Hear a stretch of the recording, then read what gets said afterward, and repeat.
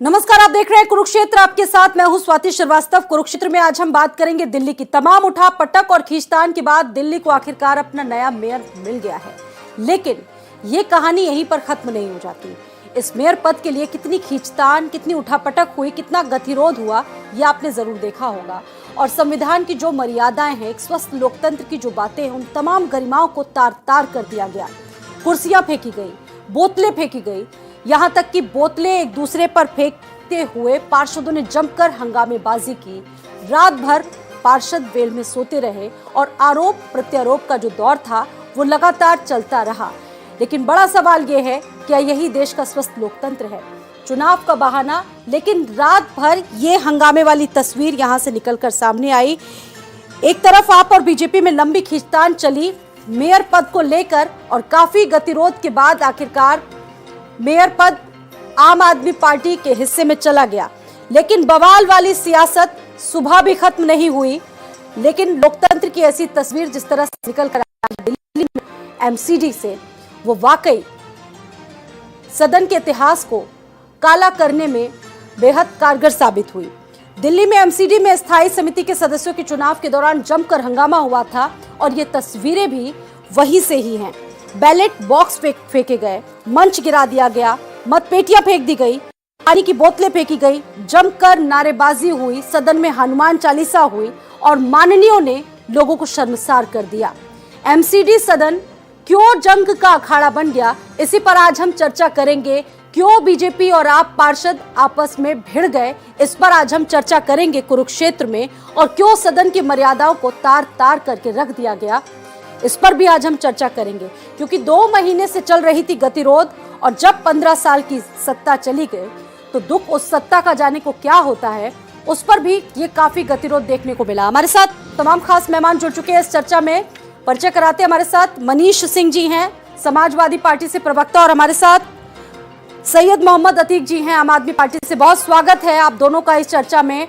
और शुरुआत करते हैं इस चर्चा की। चलिए शुरुआत करते हैं आम आदमी पार्टी के ही प्रवक्ता से। आप ये बताइए कि ये जो पूरा गतिरोध हुआ है, बहुत सारी चीजें इसमें निकल कर सामने आई हैं, लेकिन सदन की मर्यादा को इस तरीके से ताक पर रख दिया जाएगा, ये तो किसी ने सोचा भी नहीं था। देखिए, मुद्दई लाख बुरा चाहे क्या होता है, वही होता है जो मंजूर खुदा होता है। होए वही जो राम रचि राखा।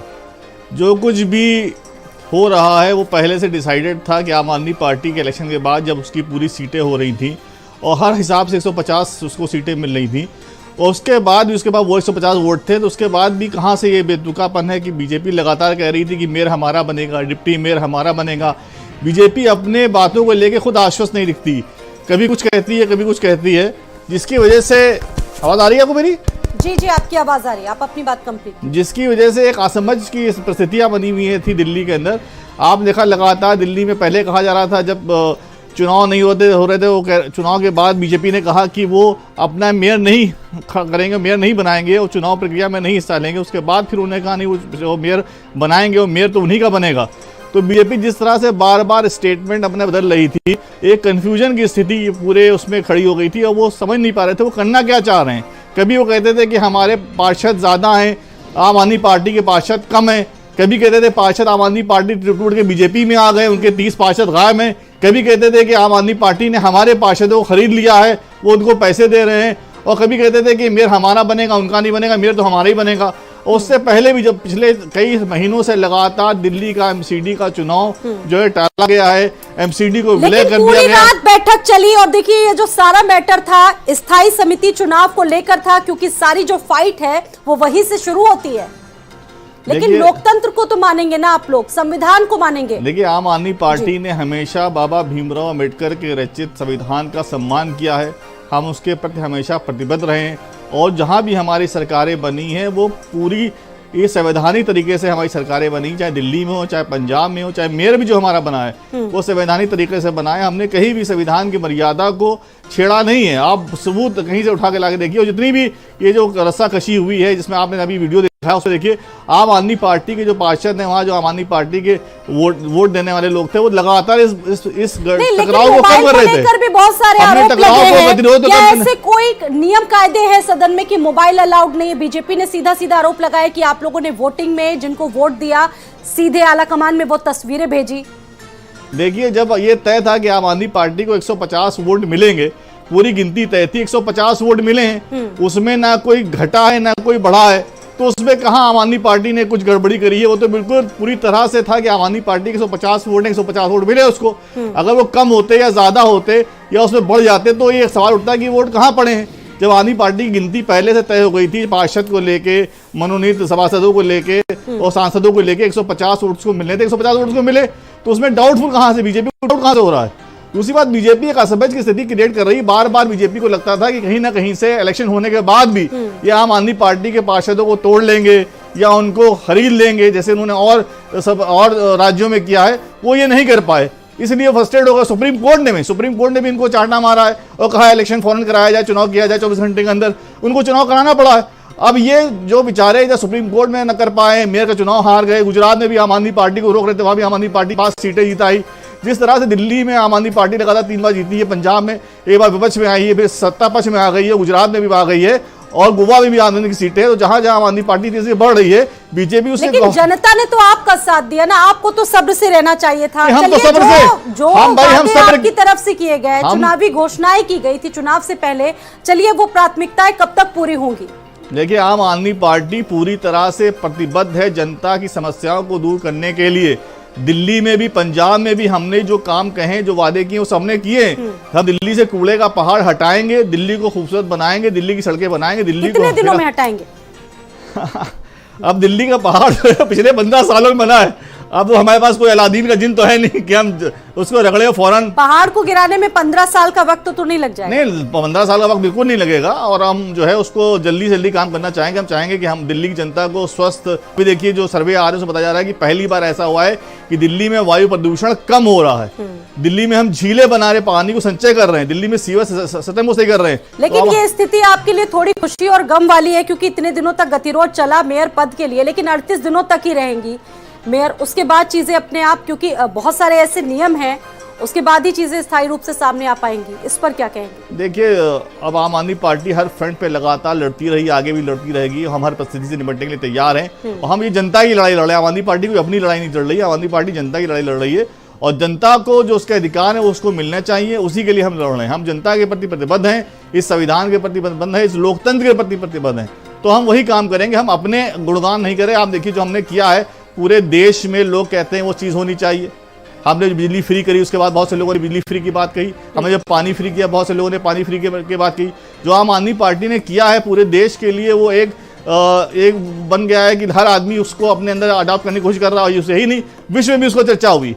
तो जो हमने स्टैंडर्ड सेट किए हैं उसको पूरे विश्व में, पूरे देश में लोग फॉलो कर रहे हैं, वैसा करना चाहते हैं और हम ऐसे काम आगे करते रहेंगे। हमें इन सब चीज़ों से कोई फर्क नहीं पड़ता। ये सब करके तो बीजेपी खुद अपने आप को एक्सपोज कर रही है, बीजेपी का चेहरा सामने आ रहा है, जनता बीजेपी को देख रही है, जनता क्या कर रही है, तो बीजेपी बिल्कुल। लेकिन जो तस्वीरें निकल कर आई तकी जी, वो आप मानिए या फिर ना मानिए, ये वाकई में लोकतंत्र को बहुत शर्मसार कर देने वाली थी। स्वस्थ लोकतंत्र की निशानियां नहीं है, इसको माना जाएगा, क्योंकि सत्ता की भूख जब आप में होगी तो लोग आपसे उम्मीदें क्या करेंगे?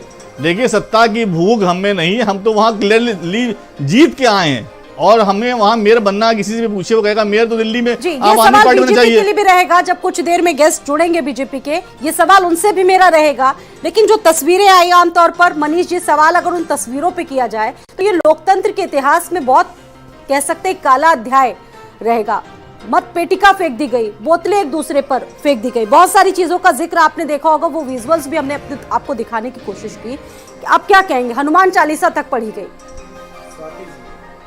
भारतीय जनता पार्टी जिस तरह से सत्ता को हासिल करना चाहती है और जिस तरह से सरकार चलाना चाहती है, छोटे से छोटे स्तर पर और बड़े से बड़े स्तर तक, जितना भी लोकतंत्र का नाम लेकर के भारतीय जनता पार्टी गुनाह हो सकता है उतना गुनाह करती चली जा रही है। एक बात। दूसरी जो बात उठ करके आई है कि मोबाइल फोन नहीं ले जाने दिया गया। भारतीय जनता पार्टी वालों को तो सदन में मोबाइल लेकर के जाने के लिए हमेशा के लिए बैन कर देना चाहिए। मैं ये बात इसलिए कह रहा हूं कि 11 फरवरी 2012 को कर्नाटका के विधानसभा में एक घटना हुई। विधानसभा चल रही थी, उस समय उस सरकार के 2 मंत्री थे, लक्ष्मण सावदी जी और सीसी पाटिल जी। एक सहकारिता मंत्री थे और एक महिला कल्याण और बाल विकास मंत्री थे। अब आप सोचिए कि ये 2 जिम्मेदार विभाग के जिम्मेदार मंत्री थे और उस समय सदन चल रहा था और ये पॉर्न मूवी देख रहे थे। तो भारतीय जनता पार्टी के लोगों को अगर रोका जा रहा है सदन में मोबाइल फोन लेकर के जाने के लिए, तो ये अच्छी बात है। इसलिए कि भारतीय जनता पार्टी के लोग जो संस्कृति की बात करते हैं, सभ्यता की बात करते हैं, संस्कार की बात करते हैं, तमीज और तहजीब की बात करते हैं, लेकिन भारतीय जनता पार्टी के कार्यकर्ताओं और नेताओं की जो पद्धति रही है, उन पद्धतियों को जब आप देखेंगे और उनका मूल्यांकन करेंगी तो आपको महसूस होगा कि भारतीय जनता पार्टी के जो नेता हैं, भारतीय जनता पार्टी के जो कार्यकर्ता हैं, वो इतने राजनीतिक रूप से चरित्रहीनता का काम करते हैं कि उनकी सरकार के समय में पीछे जो लालसा है वो सत्ता ही की तो लालसा है। और देखिए जो स्टैंडिंग कमेटी की बात लगातार हम कर रहे हैं, सारा गतिरोध की जड़ तो वही स्टैंडिंग कमेटी है, जिसकी वजह से सारा चीजें हुई। बीजेपी चाहती थी अपने पाले में लेना, आम आदमी पार्टी थी अपने पाले में लेना, क्योंकि डिसीजन जो मेकिंग बॉडी है वो तो वहीं से शुरू होती है। सारे फाइनेंशियल जितने भी डिसीजन है वहीं से ही बनते हैं। स्वाति जी, जब मेयर आम आदमी पार्टी का जीता है, जब उप मेयर आम आदमी पार्टी के हैं, तो उस सदन को, एमसीडी का जो सदन है उसको संचालित होने देना चाहिए था, उसका संचालन बेहतर तरीके से होने देना चाहिए था। और भारतीय जनता पार्टी क्यों चुनाव हारने के बाद से मेयर अपना नहीं बना पाई? अब सोचिए ना, 2-2 तारीख तय होने के बाद भी भारतीय जनता पार्टी ने अगर अपना मेयर नहीं बना पाई, उसके बाद हमारे देश की न्यायपालिका को हस्तक्षेप करना पड़ा और न्यायपालिका के कहने के बाद मेयर का चुनाव हुआ। इससे बड़ा दुर्भाग्य क्या हो सकता है कि चुनाव में न्यायपालिका को हस्तक्षेप करना पड़ रहा है। बिल्कुल, आपके पास मैं वापस लौटूंगी। और भी गेस्ट हमारे साथ मौजूद हैं इस डिबेट में। हमारे साथ नवेद जी जुड़ चुके हैं वरिष्ठ पत्रकार के तौर पर, प्रियंका गुप्ता जी कांग्रेस से, बहुत स्वागत है, और पूनम जी बीजेपी से। आप सभी का बहुत बहुत स्वागत। एक बार फिर से चर्चा में एक टिप्पणी नवेद जी से पहले मैं ले लेती हूँ, उसके बाद पॉलिटिकल पार्टी की तरफ मैं रुख करूंगी।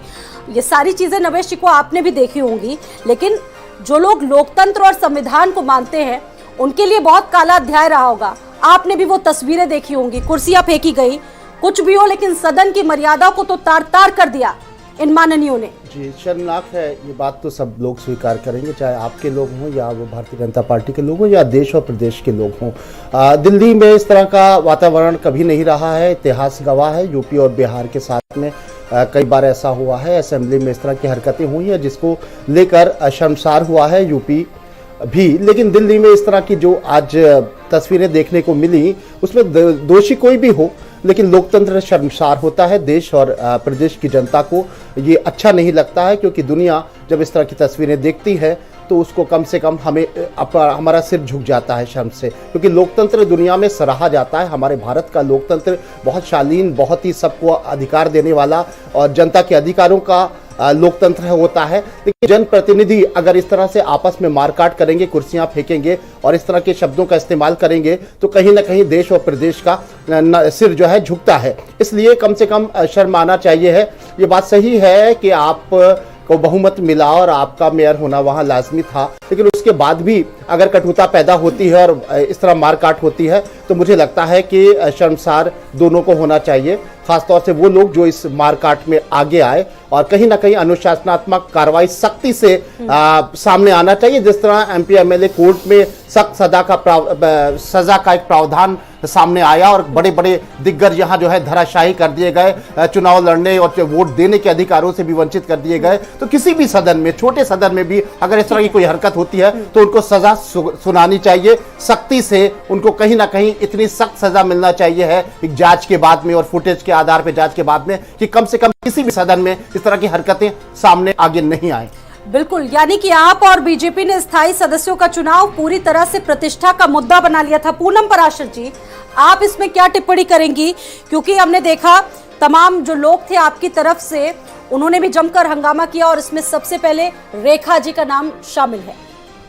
देखिए, इसमें मैं ये कहना चाहती हूँ कि जिस प्रकार से कल सदन को सुबह 11 बजे प्रारंभ किया गया और कल पूरी रात तक वहां पर सभी पार्षदों को एक बंदी की तरह बंद कमरे में पूरे हाउस में रखा, और जिस प्रकार से जो है सदन की गरिमा को तार-तार किया, वो मुझे लगता है पूरे देश ने देखा है। और मैं इस बात के लिए मैं निंदा करती हूँ कि ऐसा समय कभी नहीं आया 65 वर्षों के इतिहास में सदन की गरिमा को तार-तार करने के लिए आम आदमी पार्टी के सभी पार्षद पूनम जी, बीजेपी पार्षद रेखा गुप्ता और अमित नागपाल ने सदन की मर्यादा को सबसे ज्यादा तार-तार इसलिए किया क्योंकि वो विजुअल मैंने देखा, मतपेटियों को फेंक दिया गया, माइक को तोड़ दिया गया। आपने वो विजुअल और लोग भी होंगे, जिसमें महिलाओं जाहिर सी बात है दोनों तरफ से हंगामा हुआ, लेकिन जिसमें मैं ये कहती हूँ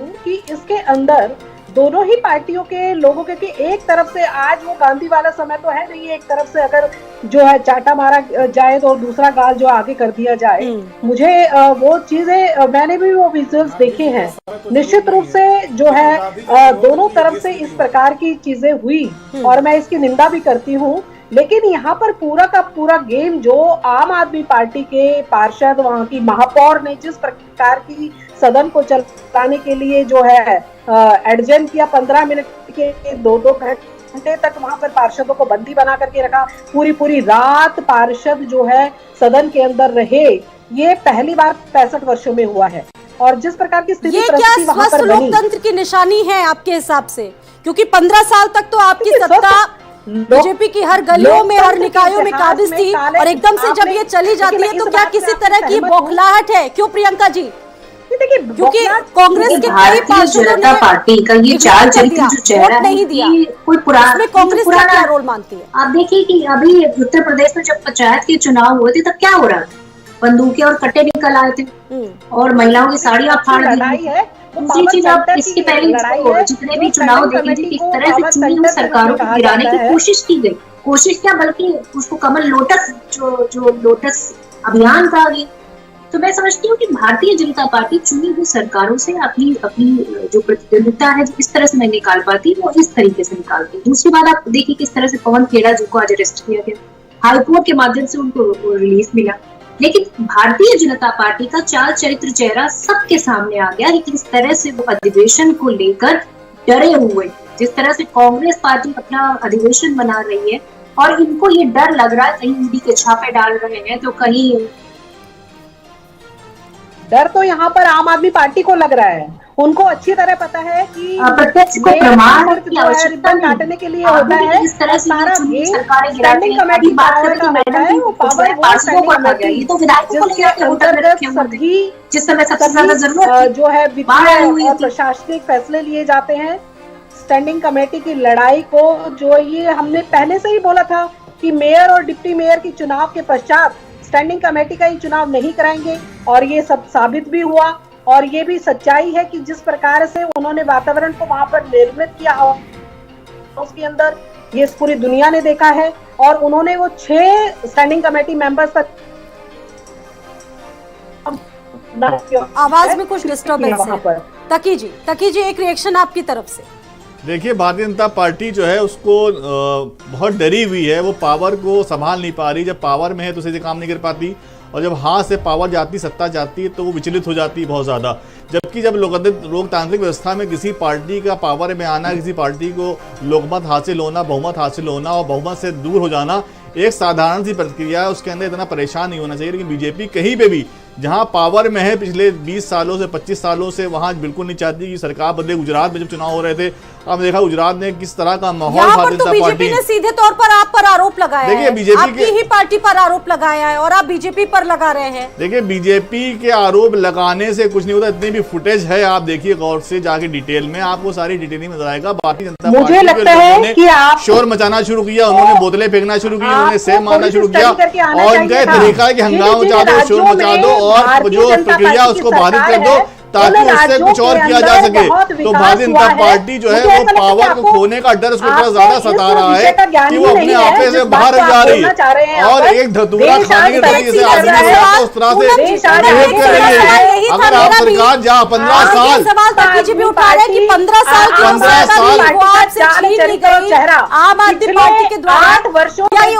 साल कितना इनकी सत्ता थी, वहाँ पे सत्ता चली गई, तो उस बात को भारतीय जनता पार्टी पचा नहीं पा रही है। उसका असर उनके दिमाग पे हो रहा है। इसी तरह से इस तरह की हरकतें कर रहे हैं। अगर आपकी सरकार 15 साल रही है और नई सरकार आ रही, कहीं लिखा है लोकतंत्र में कि जो सरकार 15 साल रही वही 5 साल भी रहेगी, जो सरकार 5 साल रही वो 10 साल भी रहेगी, 10 साल रही वो 15 साल भी रहेगी। कहाँ लोकतंत्र में लिखा हुआ है? लोकतंत्र में एक पार्टी जीतती, दूसरी पार्टी चुनाव हारती, तो एक नॉर्मल सी आम सी प्रक्रिया है। इसमें इतना परेशान होने की जरूरत है? क्यों बीजेपी अपना आपा खोए हुए, क्यों बीजेपी पावर कंट्रोल नहीं कर पा रही है, क्यों बीजेपी को पता नहीं कि पावर में आने में क्या करना चाहिए? इतना बड़ा अदानी वाला कांड हो गया, लाखों करोड़ रुपए भारतीय निवेशकों को डूब गए। इन्होंने एक आईडी, एक ईडी, एक सीबीआई, एक इनकम टैक्स का वहां आदमी नहीं गया, और ये सबके पीछे, पूरी विपक्ष के पीछे एक एक को लगाए हुए निकल कर सामने आए। मुझे लगता है कि सत्ता की लालसा के लिए नहीं किया गया, तो फिर किस लिए? बीजेपी डर गई है। जो प्रकरण हुआ है, जो अदानी का घोटाला सामने आया है, जिस तरह दूसरी से आम आदमी पार्टी ने घोटाले को रखा है, और आम आदमी पार्टी ने चिल्ला रही, उसे बीजेपी बौखला गई है, परेशान हो गई है, और उस सच को छुपाने के लिए, उस न्यूज को ढकने के लिए, कवर करने के लिए ऐसी प्रतिक्रिया कर रही है, ताकि लोगों का माइंड, जो अदानी का घोटाला वाइडेनबर्ग की जो रिपोर्ट आई है उसे हटाने के लिए बीजेपी इस तरह की प्रक्रिया कर रही है। लेकिन हम इस घोटाले को जनता के सामने लगातार रखते रहेंगे कि अदानी का मोदी जी से क्या रिश्ता है, ये रिश्ता क्या कहलाता है। लाखों करोड़ रुपए डूब गए निवेशकों के, अदानी को वो रिश्ता क्या कहलाता है, जनता जानना चाहती है, और बीजेपी को उस पर जवाब देना पड़ेगा। एमसीडी में आम आदमी बढ़ के सरकार बन गई, मेयर आ गया, डिप्टी मेयर आ गया, इस सेटिंग कमेटी में आम आदमी पार्टी जो चाहेगी वो होगा, क्योंकि वहाँ उसके मेयर है। और लेकिन ये सवाल पूछा जाएगा कि अदानी का नरेंद्र मोदी जी से रिश्ता क्या कहलाता है, इसका जवाब देना पड़ेगा आपको। एमसीडी के अंदर जब से आम आदमी पार्टी के महीने से किस प्रकार की स्थिति बना करके रखे हुए हैं, ये पूरी दुनिया देख रही है, पूरा देश देख रहा है कि आज सभी लोगों के अंदर सहनशीलता नहीं है, आज के अंदर डर है कि कहीं असली power centre Bharatiya Janata party के पक्ष में ना चला जाए। आपके पास मैं वापस लौटूंगी, भारतीय जनता पार्टी के पक्ष में जाने वाला है। कम से कम आप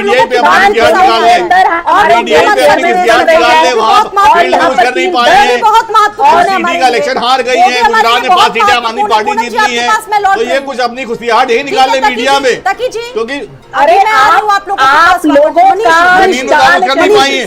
कुछ बोल लीजिए आप। स्वाति जी, और दिल्ली की जनता ने देखा है आज जो अराजकता का माहौल है, प्रकार से आप आज हंगामा जो करते हैं, राजनीतिक परिस्थितियां पैदा हुई हैं, और जो सत्ता में बैठी हुई राजनीतिक पार्टियां हैं, उनकी पार्टी के अंदर इतनी शालीनता और इतनी सहजता नहीं है कि वो एक दुनिया में एक संदेश दे सके, दुनिया के लोगों को बता सके कि भारत का जो लोकतंत्र है, भारत का जो संविधान है, वो इतने वर्षों बाद भी बिल्कुल ताकतवर है और मजबूत है। मैं ये बात इसलिए कह रहा हूं स्वाति जी कि भारतीय जनता पार्टी के नेता और भारतीय जनता पार्टी के सरकार में बैठे हुए लोग जिस तरह का कृत्य कर रहे हैं, आपने आपके बैकग्राउंड में जो तस्वीरें लगी हुई हैं मेयर की और आदरणीय मनोज तिवारी जी की, मैं आदरणीय शब्द इसलिए प्रयोग किया हूं कि ये लोकसभा के सदन के सदस्य हैं। मनोज तिवारी जी की जब आप कारगुजारी को देखेंगे, 14 मार्च 2017 को एक कार्यक्रम में इनको एक विद्यालय के तरफ से निमंत्रित किया गया था। जिस लोकसभा क्षेत्र के सांसद हैं, उसी लोकसभा के क्षेत्र में एक विद्यालय था। अरे सुनिए ना, आप तो महिला का धैर्य धारण करिए। आप लोगों ने कल क्या सदन में किया? सदन के अंदर अरे भाई, मैं समाजवादी पार्टी से हूँ, आप तो यही नहीं समझ पा रही है कौन बोल रहा है। जमकर किया ब्रजेश पाठक जी ने सदन में, देखा हमने वो भी। उसके बाद स्वाति जी, 14 मार्च 2017 को जब मनोज तिवारी को एक कार्यक्रम में बुलाया गया और जो संचालन कर रही थी शिक्षिका उस मंच का वीडियो, वो विजुअल हमने भी देखा होगा आपने, जिस तरह से मनोज तिवारी ने, आप एक लोक गायक हैं, आपकी कला से ही पहचान है, और उस शिक्षिका ने अगर ये आपसे कह दिया रिक्वेस्ट के तौर पर कि एक अच्छा सा गाना गुनगुना दीजिए, पैसे के लिए आप आज भी टेलीविजनों के कार्यक्रमों में घूम घूम करके आप गाना गाते हैं, तो आपको बुरा नहीं लगता है। लेकिन एक शिक्षिका ने अगर आपको कह दिया कि ये गाना गुनगुना दीजिए तो इसमें बुरा लग गया और आपने उस महिला को बेइज्जत कर दिया। दूसरी जो घटना सबसे बड़ी हुई, नेहा सिंह राठौर की आपने देखा होगा। देखिए, आज उस पर चर्चा मत कीजिए मनीष जी, आज उस पर चर्चा मत। स्वाति जी, ये लोकतंत्र की बात हो रही है, संविधान की बात हो रही है। नेहा सिंह राठौर का क्या गुनाह था? उन्होंने सरकार से कहा था कि वो यूपी में काबा और कानपुर की जो घटना हुई, कानपुर में जो घटना घटित हुई, उस घटना को उन्होंने गाने के माध्यम से जिक्र किया। प्रियंका जी, एक टिप्पणी आपसे। आप लोग की क्या कहना चाहती हूँ कि इस देश में लोकतंत्र को जिस तरह से हनन किया जा रहा है, जिस तरह से सरकारी संस्थाओं का इस्तेमाल किया जा रहा है दूसरी पार्टियों को डराने के लिए, धमकाने के लिए, और आज आप जिस तरह से पवन खेड़ा जी जो हमारे मीडिया प्रमुख है उनके साथ जो व्यवहार किया गया, उन्हें प्लेन पर नहीं चढ़ने दिया गया, उनसे ये कहा गया कि आपका कुछ सामान है नीचे, और उसके बाद जब उन्होंने कहा कि हमारा तो कोई सामान ही नहीं है, तो उसके बाद उनको अरेस्ट कर लिया गया, असम पुलिस के द्वारा अरेस्ट किया गया। और मैं पूछना चाहती हूँ, जब आपके पास कोई वारंट नहीं था तो इस तरह की आपने कृत्य किया है, वो वाकई में शर्मिंदा करता है इस देश की चुनी हुई एक सरकार जो अपने आप को छत पर सीना बताती है, वो एक अधिवेशन से डरी हुई है। वो राहुल गांधी जी की यात्रा से डरी हुई थी, क्योंकि जब यात्रा थी तब उन्होंने कोविड का डर दिखाकर उस यात्रा को रोकने की कोशिश की थी। आज जिस तरह से छत्तीसगढ़ में छापे पड़ रहे हैं, उससे साफ होता है कि भारतीय जनता पार्टी बौखलाई है। भारतीय जनता पार्टी को डर लग रहा है कि इस तरह से कहीं जो है उसकी कोई पड़ेगा, जब इस देश की जनता सब जानती है और देश की जनता साफ साफ दिख रहा है कि किस तरह से लोकतंत्र के द्वारा चुनी हुई सरकार को आप गिराकर अपनी सरकार बना रहे हैं, जिसको अच्छा रहेगा ऑपरेशन लोटस कहते हैं। मेरा निवेदन है, उन्होंने जो पार्षदों को इकट्ठा किया, आपने क्या निवेदन है, आपने भी तो सबसे पहले चलन तो आपने निकाला, सारे विधायकों को लेकर होटलों में शिफ्ट किया, आप दोनों की आवाज सबसे पहले चलन आपने किया। चुनी हुई सरकारों को आप गिराते चले आ रहे हैं, महाराष्ट्र में गिराई, कर्नाटक में गिराई, आपने मध्य प्रदेश में गिराई, गोवा में गिराई, हर जगह तो आप चुनी हुई सरकारों को गिराते, फिर आप किस तरह से इस तरह की बातें करते हैं? सबसे इम्पोर्टेंट जवाब दे रही है पूनम पराशर जी, जवाब दीजिए। चुनी हुई सरकारों को संवैधानिक तरीके से गिराने का आरोप लगता है आप पर, और प्रियंका जी वही सवाल पूछ रहे हैं, चलिए इस पर जवाब दे दीजिए जी। जो ये सरकार है, सिर्फ मेरा इसमें ही कहना है कि आज तक हम लोगों ने लोकतंत्र और संविधान की पूर्ण रूप से जो है उसके दिशा निर्देश पे काम किया है। अराजकता की सरकार आम आदमी पार्टी चलाते हैं। इन लोगों को मन के अंदर जो डर है, जो भय है, वो सता रहा है कि किस प्रकार से स्टैंडिंग कमेटी जो है कहीं भारतीय जनता पार्टी के कब्जे में ना चली जाए, और ये निश्चित रूप से होने भी वाला है। ये भारतीय जनता पार्टी का ही स्टैंडिंग कमेटी चेयरमैन बनने वाला है, क्योंकि इन लोगों ने कल के चुनाव के अंदर निश्चित रूप से देखा है कि किस प्रकार से आम आदमी पार्टी के पार्षदों ने क्रॉस वोटिंग की है, और उसी का डर इनको सता रहा है, जिस प्रकार से पूरा का पूरा जो हाउस में तकी जी ये डर उनका है या आपका है दिख रहा था, क्योंकि अब केजरीवाल सरकार दिल्ली की गलियों गलियों तक पहुंच चुकी है। ये आम आदमी पार्टी का डर है। स्वाति जी, भारतीय जनता पार्टी का ये रिएक्शन मुझे अच्छा लग रहा है, ये बता रहा है कि शेर को सवा शेर मिल गया है, और भारतीय जनता पार्टी को अगर कोई साथ सकता है तो आम आदमी पार्टी के सकती है, वही इसको जवाब दे सकती है। और मुझे पता नहीं था भारतीय जनता पार्टी के जहन के ऊपर, दिमाग के ऊपर 15 साल के बाद है चुनाव हारने का यह असर होगा कि वो ऐसे बयान देंगे। अच्छा हुआ ये गुजरात में चुनाव नहीं हारे, वरना तो पता नहीं इनके चुनाव में क्या असर पड़ता। दिल्ली के अगर बजट की बात की जाए तो 15,000 से ज्यादा का बजट होता है, और सारी सिविक व्यवस्थाएं होती है उसी पर आधारित होती है। हमने देखा चुनावों से पहले बड़े बड़े वादे दोनों तरफ से किए गए, लेकिन मुद्दे अभी भी हैं। उन मुद्दों पर कितना काम करेगी आम आदमी पार्टी की सरकार, क्योंकि 15 साल से वहां पर बीजेपी कायम थी, लेकिन इस बार जो विश्वास है वो आम आदमी पार्टी के साथ है। देशना जी, बहुत आपने अच्छा सवाल पूछा है, मैं चाहता हूं इसी तरह मुझसे पूछा आपने। नहीं ये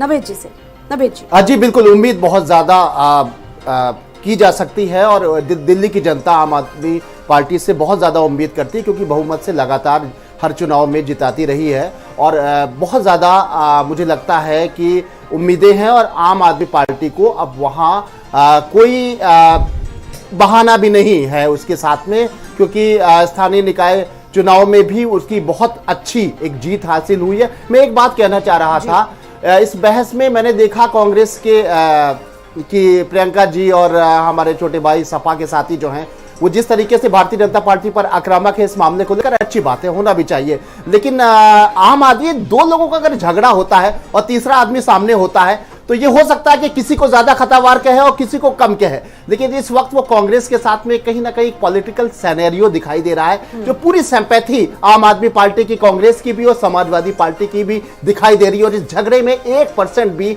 आम आदमी पार्टी को दोषी नहीं कह रहे, उनका नजरिया है, लेकिन हम उसमें नहीं जाते हैं। हम जाते हैं पॉलिटिकल सिनेरियो क्या देश का बनने जा रहा है और किस तरह किस दल का विपक्षी दलों के बीच किस तरह ट्यूनिंग बन रही है, एक झलक आपकी डिबेट में नजर आ रही है। दूसरी बात ये कि जिस तरीके से आम आदमी पार्टी के जो तेवर हैं, कहा जाता है कि आम आदमी पार्टी जो है वो भारतीय जनता पार्टी का छोटा भाई है कई खूबियों में, जो शेर और सवा शेर की मिसाल के साथ में ये भी कहा जा सकता है। और कांग्रेस कहती रही है लगातार कि आप तमाम आरोप जब भारतीय जनता पार्टी के ऊपर कांग्रेस लगाती है तो ये कहती है कि भाई तानाशाही हो रही है और विधायक हमारे तोड़ लिए जाते हैं, खत्म कर लिए जाते हैं, भड़का दिया जाता है, बहका दिया जाता है, डरा दिया जाता है। तो कम से कम एक छोटे से दल से कांग्रेस को भी सीखना चाहिए कि शेर के सामने सवा शेर कैसे बना जाता है, किस तरह अपने बिकते हुए पार्षदों और विधायकों या सांसदों को तोड़ने से कैसे बचाया जा सकता है। भाजपा के सामने भाजपा बनना पड़ता है, लोहे को लोहा ही काट सकता है। ये एक छोटी सी यूनिवर्सिटी है पॉलिटिक्स की, जिसमें आम आदमी पार्टी भारतीय जनता पार्टी के सामने तन के मुख, मैं कतई भी जो आज घटना हुई है मैं उसका समर्थन कतई नहीं करता हूं, बड़ी शर्मनाक फिर कहता हूं, लेकिन भाजपा के बारे में जो आरोप लगते हैं तो उसके सामने डट के सामने आना और उसकी जो ताकत है, खासतौर से आरोप में कथित तौर से आरोप के तौर पे जो कहा जाता है कि वो कैसे तोड़ लेते हैं चुने हुए लोगों को, तो आम आदमी पार्टी तो नहीं तोड़ने दे रही है, उसके अंदर कुछ ना कुछ स्किल्स हैं, उसके अंदर मिठास भी भाजपा जैसी है और कड़वाहट भी भाजपा जैसी है। इसलिए मुझे लगता है कि आज देश में अगर कोई भाजपा को टक्कर भले ही एक स्टेट में या दो स्टेट में दे पा रहे हैं या छोटे चुनाव में दे पा रहे हैं, तो कम से कम आम आदमी पार्टी है। और मुझे लगता है बहुत बड़ा दल है कांग्रेस या समाजवादी, हालांकि आज भी समाजवादी पार्टी के भी बहुत तक सख्त तेवर नजर आ रहे हैं। नवीन जी, ये कांग्रेस के लिए बहुत सोचने वाली बात है, क्योंकि शीला दीक्षित ने काफी साल तक दिल्ली में काम किया, उनकी सरकार रही, लेकिन एकाएक आम आदमी पार्टी के हाथ में सत्ता आती है।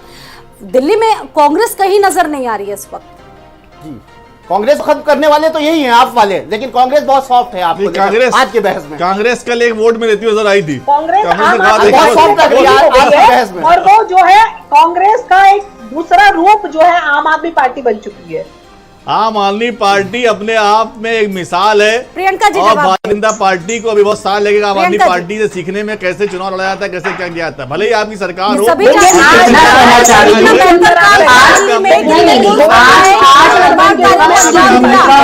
लेकिन अभी कांग्रेस कहाँ है, सवाल यही है। प्रियंका जी जवाब दे रही, कांग्रेस से प्रियंका जी को बोलने दीजिए प्लीज, 1 मिनट। प्रियंका जी अपनी बात कंप्लीट कीजिए। मैं ये सिर्फ इतना जानना चाहती हूँ कि आज पूरे देश में अगर कोई विपक्ष की भूमिका में है तो वो कौन सी पार्टी है और कौन सा नेता। किसी तरह पूछ लीजिए, आप बता देगा कि कांग्रेस पार्टी है और माननीय राहुल गांधी जी उसके नेता है। जिस तरह से उन्होंने 4000 किलोमीटर पैदल सर्दी, जाड़ा, गर्मी, बरसात हर मौसम को झेलते हुए इस यात्रा को संपन्न किया, जिसमें एक आम आदमी की आवाज उठाई, जिसमें हर एक युग के लोग, चाहे वो बुजुर्ग हो, चाहे वो महिलाएं हो, चाहे वो युवा हो, हर एक लोगों की आवाज उठाई गई। और चाहे वो गरीब से गरीब व्यक्ति हो, चाहे वो किसान हो, चाहे वो छोटा व्यापारी हो, चाहे वो छोटा मोटा मैकेनिक हो, हर व्यक्ति की आवाज उठाने वाली एक पार्टी और खुलकर विरोध करने का जो कोई काम कर रहा है तो सिर्फ प्रियंका जी, यहाँ पर सवाल ये है, कांग्रेस के सभासद ने तो बीजेपी अगर बीजेपी कांग्रेस को बाइकआउट करने का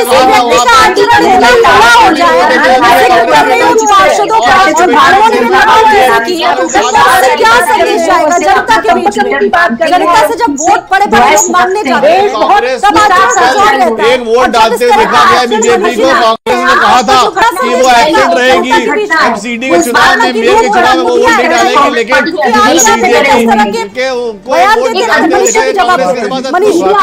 और कांग्रेस जो है एक चेयरमैन की पोस्ट के लिए वो जाके बीजेपी को में बैठ गई, तो कांग्रेस तो बीजेपी को सपोर्ट करेगी बैठ से, और कांग्रेस की वजह से बीजेपी सरकार बन रही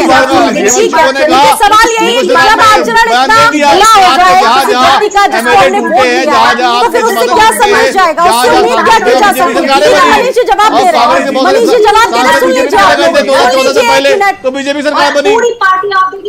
बीजेपी की सरकार को केंद्र में लाने में, राज्यों में लाने में सबसे बड़ा सहयोग तो कांग्रेस कर रहा है। कांग्रेस कंट्रोल नहीं कर पाई अपने एमएलए को, अपने एमपी को, अपने सांसदों को।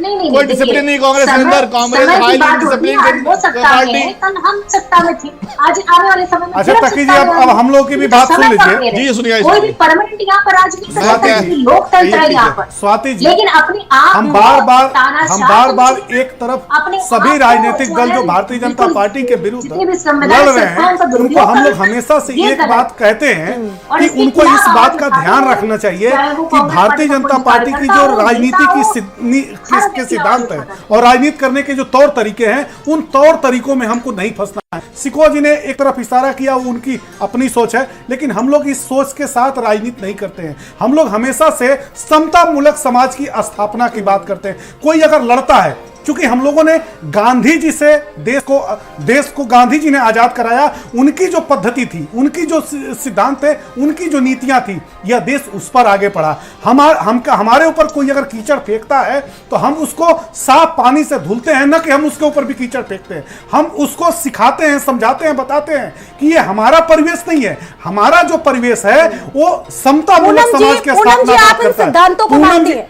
पूनम जी की पार्टी इन सिद्धांतों को मानती है? उनसे भी सवाल पूनम जी की जो पार्टी है, उतना तो अराजक किसी भी राजनीतिक पार्टी, हिंदुस्तान में कोई ऐसी पार्टी ही नहीं पैदा हुई जिसके अंदर उतनी अराजकता हो, जिसके चीफ मिनिस्टर और लीडर ये कहते हो कि मार देंगे, पीट देंगे, ठोक देंगे, काट देंगे, इस तरह की जो भाषाएं हैं। अरे योगी आदित्यनाथ जी ने पिछले विधानसभा में बोला था, आपने सुना होगा कि ये अराजकता की भाषा थी, और जो बुलडोजर है वो तो ड्राइवर बैठाया गया है, उसको पता है आपकी पार्टी अराजक है। चलिए जवाब दीजिए पूनम जी। जी हेलो जी प्रत्यक्ष को प्रमाण की आवश्यकता नहीं है। कानपुर में जो घटना हुई जिसमें माँ बेटी जलकर मर गई, उससे क्या साबित होता है? उससे यही साबित होता है कि किस तरह की अराजकता चल रही है यहाँ पर। पूरे पुलिस प्रशासन के सामने इस तरह का घटना हो जाती है और उसके बाद खानापूरी की जा रही है। पूनम पराशर जी, आप ये बताइए कि एक महिला खिलाड़ी जो अंतरराष्ट्रीय स्तर की महिला खिलाड़ी है, उसको रो रो कर जंतर मंतर में बैठकर अपनी व्यथा बतानी पड़ी। ये है भारतीय जनता पार्टी का चाल चरित्र और चेहरा। ठीक है, भारतीय जनता पार्टी के चाल चरित्र चेहरे पर सवाल उठ रहा है, आचरण पर सवाल उठ रहा है। जवाब दीजिए। और कानपुर की उस घटना का भी जिक्र कर रही है विपक्षी पार्टियां, क्या जवाब है? और आज सदन में भी क्वेश्चन उठे थे। स्वाति जी, आप देखेंगी ये पूनम पराशर जी क्या जवाब देंगी? इनके पास तो कोई जवाब है नहीं। मैं ये बात इसलिए कह रहा हूं कि आज हिंदुस्तान में पहला ऐसा आंदोलन हुआ जो एयरपोर्ट के अंदर हुआ, जहाज के नीचे आंदोलन हुआ। ये भारतीय जनता पार्टी के ऊपर तो तमाचा है। चलिए सरकार का रुख क्या, उनसे जान लेते हैं। ठीक है जी, आवाज आ रही? जवाब दीजिए। आपको आवाज मिल रही है मेरी? चलिए उन तक आवाज नहीं पहुंच पा रही है, तो वही बात। ठीक है, तकी जी जवाब देना चाह रहे। तकी जी, देखिए, मैं कहना चाह रहा हूं कि आम आदमी पार्टी लगातार जनता के मुद्दों को उठाती रही, जनता के लिए लड़ती रही है और जनता के मुद्दों पर ही काम करेगी। आम आदमी पार्टी जनता की परेशानियों को समझ रही है कि इस दौर से जनता गुजर रही है। लगातार जिस तरह से महंगाई बढ़ रही है और बेरोजगारी बढ़ रही है, उस मुद्दों पर सबसे ज़्यादा चर्चा होना चाहिए। सरकार लगातार हर चीज़ को महंगा करती जा रही है। देखा, रोडवेज से किराया 25 पैसे महंगा कर दिया गया पर किलोमीटर। किस तरह से आप बता रहे हैं कि आप अपनी गाड़ियों के अंदर, व्हीकल के अंदर नई सिक्योरिटी नंबर प्लेट लगाई, उसमें पैसा जा रहा है। अभी कह रहे हैं आधार कार्ड भी दूसरी बार बनाना पड़ेगा, उसमें पैसा जाएगा। स्कूलों की फीस लगातार बढ़ती जा रही है, बिजली महंगी होती जा रही है, हर टोल टैक्स महंगा होता जा रहा है। कहाँ नहीं, लगातार जनता को सरकार के द्वारा, टैक्सों के द्वारा ठगा जा रहा है। चलिए ठीक है, आज बात हम कर रहे हैं, बात करने की जरूरत है। और ये टाइम जो बीजेपी आपकी तरफ से, देखिए स्टैंडिंग कमेटी को लेकर बवाल हुआ बीजेपी और आपकी तरफ से, आपसे जानेंगे कि स्टैंडिंग कमेटी आखिर क्या है, क्या ये मेयर से भी ज्यादा इंपॉर्टेंट है?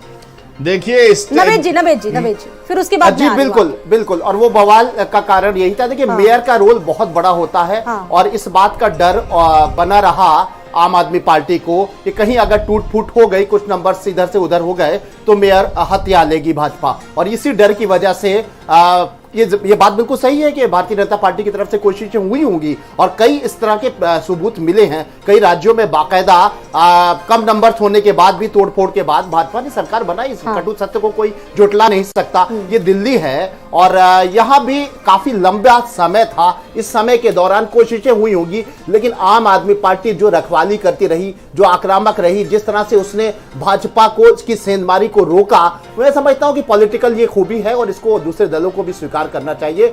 लेकिन मेयर की जहां तक बात है, मेयर का बड़ा रोल होता है। लेकिन मेयर का पद हासिल होने के बाद जो आपने बात कही कि एक बहुत बड़ी जिम्मेदारी बनती है और खास तौर से स्थानीय चीजें जो हैं वो दिल्ली की जनता को उसकी बहुत जरूरत है, और जिस तरीके से आम आदमी पार्टी के ऊपर जनता की अपेक्षाएं बढ़ती जा रही हैं, मुझे लगता है कि बड़ी चुनौती है। दूसरी एक बहुत इंपॉर्टेंट, बहुत कम समय में बात कहना चाहूंगा, इस वक्त 3 दलों के प्रवक्ता बैठे हुए हैं। इस वक्त जो बात हो रही है वहां पर तीनों प्रवक्ता जो हैं आक्रामक है, भारतीय जनता पार्टी से बुरा कोई हो ही नहीं सकता, वो साबित करने की कोशिश कर रहे हैं, अपने जो बयान दे रहे हैं और तानाशाह तब मना जाने क्या कह रहे हैं। अगर भारतीय जनता पार्टी इतनी बुरी है और भारतीय जनता पार्टी को कोई एक दल नहीं हरा सकता, आपकी क्या हैसियत है कि भाजपा को पूरे देश में हरा देगी? नहीं है। ये आप आदमी के मित्र हमारे इस बात को स्वीकार करेंगे, समाजवादी के साथी भी स्वीकार करेंगे और राहुल गांधी जी भी ये स्वीकार कर चुके हैं। इस वक्त स्वाति जी, अगर एक प्रश्न बनता है कि तीनों प्रवक्ताओं से पूछा जाए, क्या भाजपा जैसे जो इतनी दोषों से भरी हुई पार्टी है उसको सत्ता से बेदखल होने के लिए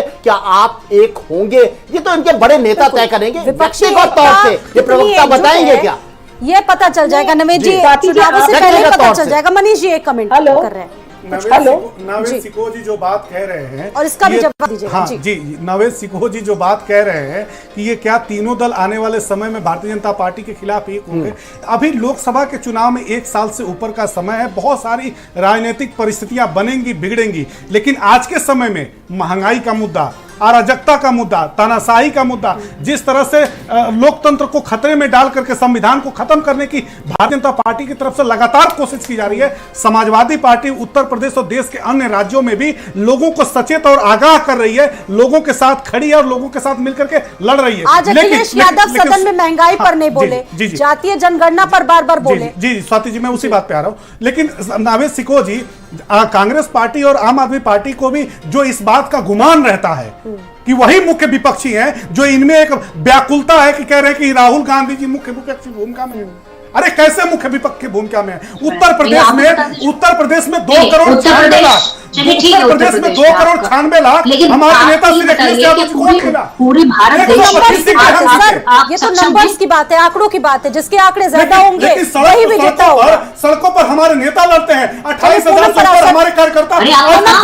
जवाब दीजिए, जातीय जनगणना का मुद्दा बार अखिलेश यादव उठा रहे हैं समाजवादी पार्टी की तरफ से। जी जी, कंप्लीट कीजिए।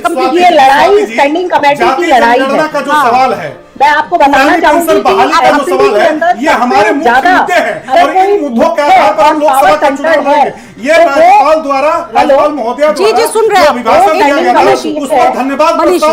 स्टैंडिंग कमेटी का जो गणित है, लेकिन जब बजट पर हमारे राष्ट्रपति अपना बयान देंगे, बजट पर जब हमारे नेता राष्ट्रपति बोलेंगे, तो वो महंगाई का मुद्दा, जो महिलाओं के साथ अराजकता फैली हुई है, उस पर बोलेंगे।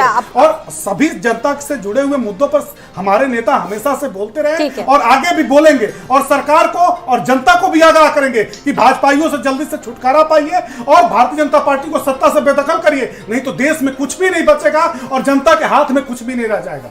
आप सभी का बहुत बहुत शुक्रिया इस चर्चा में शामिल होने के लिए। इसी के साथ इस चर्चा में इतना ही, लेकिन जो तस्वीर एमसीडी की दिखी, उस तस्वीर ने माननीयों को जरूर शर्मसार कर दिया। इसी के साथ कुरुक्षेत्र में इतना ही। नमस्कार।